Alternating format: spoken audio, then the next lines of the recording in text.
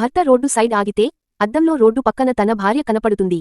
ఆమెను చూసి షాక్ అయ్యి వెంటనే కార్ దిగి ఆమె దగ్గరికి వెళ్తాడు. ఆమెను పిలిస్తే భర్తని చూసి షాక్ అవుతుంది. 2 ఏళ్ల క్రితం ఇద్దరూ విడాకులు తీసుకున్నారు. నీకు నన్ను పెళ్లి చేసుకోవటం ఇష్టం లేనప్పుడు ఆరోజే చెప్పొచ్చు కదా, నన్ను ఇలా మోసం చెయ్యటం ఎందుకు అంటాడు.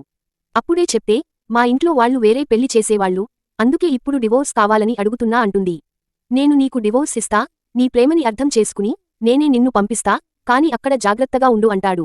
నా లవర్తో ఏం చెయ్యాలో నాకు తెలుసు అంటుంది. ఆమె అడగకుండానే డబ్బులు ఇచ్చి ఆమెను తన లవర్ దగ్గరికి పంపిస్తాడు. నువ్వు హ్యాపీగా ఉంటావనుకుంటే ఇలా ఉన్నావేంటి అంటాడు.